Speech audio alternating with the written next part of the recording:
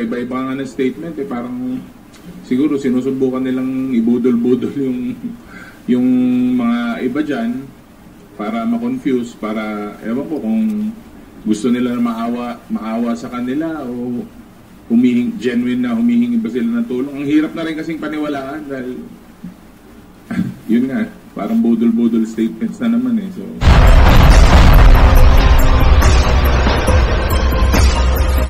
rin po ba kay OVP Chief of Staff Yusek Zuleika Lopez? Kasi sa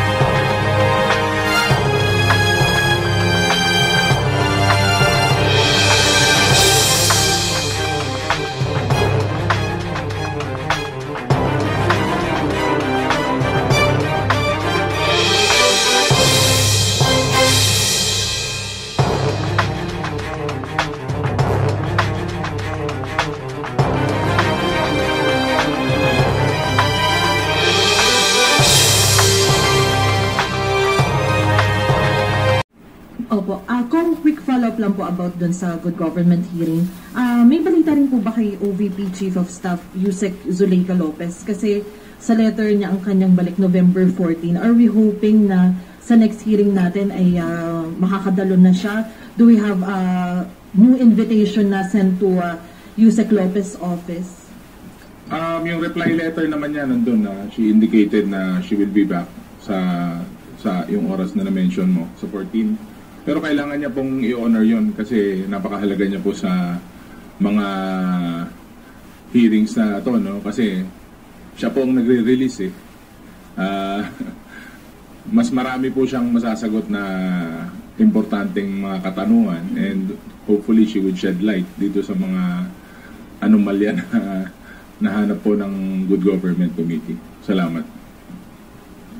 Ang balita ng committee is dumating na siya. Actually, November 14, ang balita ng ating committee, dumating na siya. So, ini-expect natin sa Wednesday, attend siya. Dahil nga nakatanggap na siya ng subpoena, no? So, ini-expect natin na susunod siya sa invitation ng komite at magpapakita na at least para magbigay linaw patungkol dun sa paggastos ng Office of the Vice President ng kanyang confidential fund. Thank you. Next question from Kat Porves from Radio Pilipinas. Sirs, good morning po. Meron pong recent na statement si Senator Win Gatchalian regarding po dun sa panukalan po dun ng Office of the Vice President. Although inapprove sa plenary yung budget na inadopt ng plenary yung budget na binigay po ng House of Representatives na yung version. Plano daw po nila na dagdagan daw po yun dahil marami daw pong humihingi ng tulong sa Vice President and yung dagdag na pondo na yun is gagamitin po pantulong naman daw. So ano po yung reaction ninyo doon?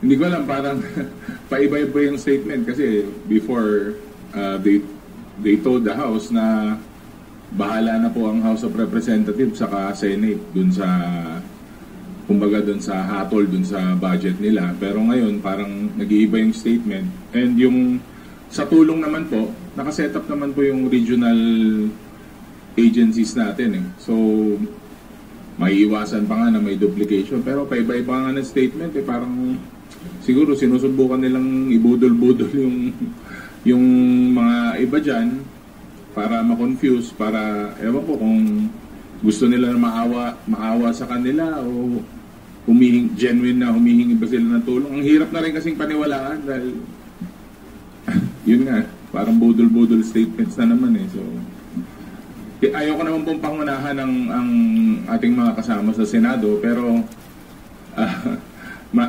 alam naman po nila maghimay ng budget parang dito po sa Congress. Nakita po natin na hindi may paliwanag po itong mga programa na nilatag nila dito sa House of Representatives. Anong nakita namin na hindi may paliwanag? Wala naman pong gusto magpaliwanag.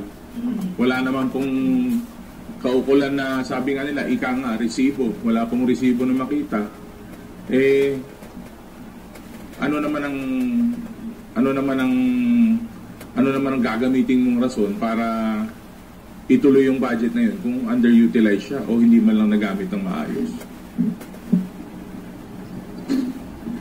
In addition to sa sinabi ni DML Ortega, no? Syempre kailangan ng transparency and accountability sa lahat ng budget at pondo na ibinibigay ng ating pamahalaan. Nakita naman natin ngayon yung pag-iwas, no, ng opisina ng Office of the Vice President, ni Vice President Sara, sa accountability and transparency kung paano nila ginagamit yung pondo. So, paano pa natin sila pagkakatiwalaan?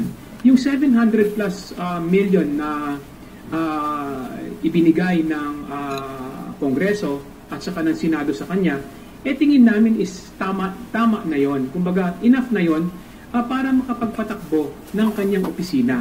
Kasi nga, paano mo pagkakatiwalaan kung hindi niya mai-account, no, yung pera na ipinagkatiwala sa kanya ng ating mamamayan. Sa bawat pera na ibinibigay, pinagkakatiwala natin, kailangan talaga ng transparency. Ayaw na natin na magkaroon, sabi nga ni DML Paulo, ayaw na natin magkaroon ng iba pang Mary Grace Piatos at CP McDonald's, sa mga liquidation report at saka sa acknowledgement receipt, So, I think binibigyan na natin, kumbaga tinutulungan na rin natin si Vice President Sara para makaiwas din sa katiwalian at anomalya na kinaharap niya ngayon. So, sir, would you agree po na parang merong disconnect doon sa side ng Senate na gusto nilang ibalik yung pondo ni VP Sara para makatulong siya, pero meron ding papanukala na bawasan yung akap na nakita naman natin na marami po yung natulungan? Ang problema kasi meron duplication ng responsibility. Na andyan naman na yung ating mga Department of Social Welfare, ang ating DSWD, na andyan na yung ating DOLE, na talaga namang may mandato na tumulong, sa ating mamamayan. Ang nakita naman natin sa konstitusyon, ang opisina ng Vice President is may mga may mga responsibilidad na nakalagay diyan, At wala naman diyan, hindi naman responsibilidad ng opisina ng Vice President na magkaroon ng pondo, lalong-lalo na pagdating sa mga AICS, tupad at kung ano-ano pa, ito ay responsibilidad ng DSWD at DOLE. So, yung akap naman, nakita naman natin na maraming natutulungan, maraming nabibigyan na ayuda sa ating mga kababayan. Sana wag itong bawasan, bagkus ay dapat idagdagan pa para at least mas marami tayong matulungan na sa ating mamamayan. Thank you po.